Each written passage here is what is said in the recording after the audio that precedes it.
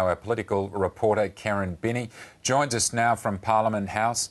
And Karen, good morning to you. While the hunt for the gunman goes on, there's a movement in political circles. Julia Gillard's coming home. What else is happening in politics surrounding this issue?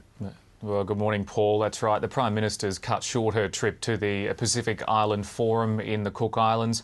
She flew out yesterday and has arrived home overnight. We've also got the Defence Minister and the Chief of the Defence Force also heading home from trips to Vietnam. So they've cut short their trips as well.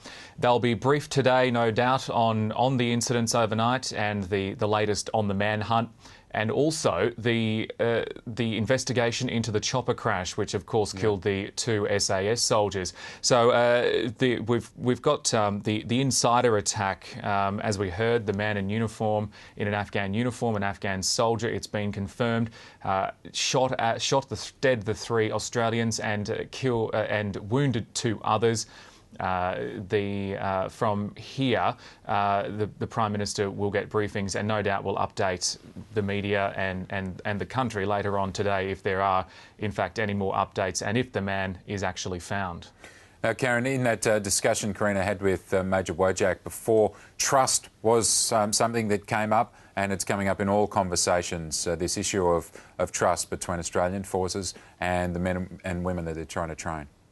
That's right. These insider attacks, or green on blue attacks as they're also known, have been increasing over the past couple of years. Since 2008, they've been steadily on the rise. So far this year, about 45 coalition troops have been killed in these sort of attacks. Last year, Australian troops, there were 4 killed in the insider attacks and about 10 wounded last year. So these deaths this year, from the 3 deaths yesterday, are the first this year that we've seen from insider attacks. But the Afghan ambassador to Australia says they're designed to undermine trust in the coalition troops, and it's definitely a technique that's being used by the Taliban. The major cases, most of the cases so far, you find some hands, behind it. You find out that, the enemy is designing this kind of green on blue, that they understand that this has becoming a very potent technique of eroding trust between the Afghan forces, Afghan National Security Forces, and the ISAF forces, with an aim that to disrupt the NATO training mission. And as you heard there, it's designed to undermine trust and disrupt the mission and disrupt what Australian forces are over there doing. But one of the former commanders of the Australian forces in Afghanistan says that there has to be work done to essentially rebuild that trust between Australian troops and between the Afghan soldiers that they are indeed training. What must be done is to reunify the two groups. It is essential that it happens. The whole mission rests on the trust that exists now, until today, between the Afghan and the Australian soldiers, because at the end of the day, they have to work together. It can't be done any other way. It can't be done in isolation by the Australians, and the Afghans are not ready to do it alone.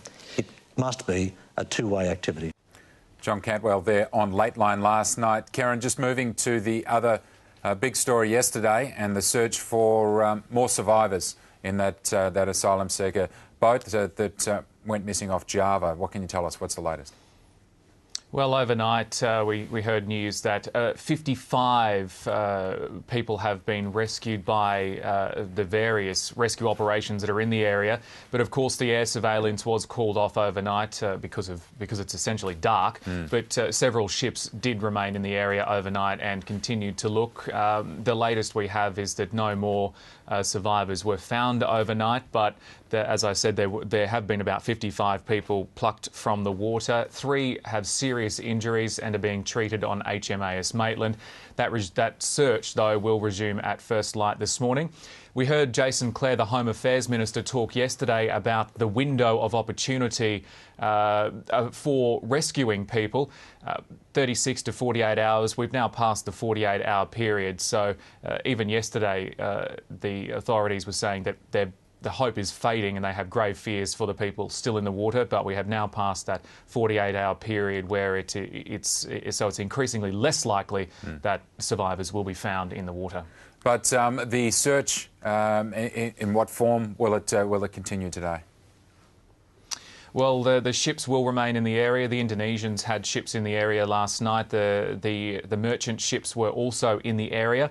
The Australians are expected to no doubt fly over the area again today, providing that aerial surveillance. So we'll wait and see. We're waiting on an update from the Australian Maritime Safety Authority, and no doubt we'll know more later on this morning. Karen, thanks for the update. We'll speak to you again later in the program. Thanks, Paul.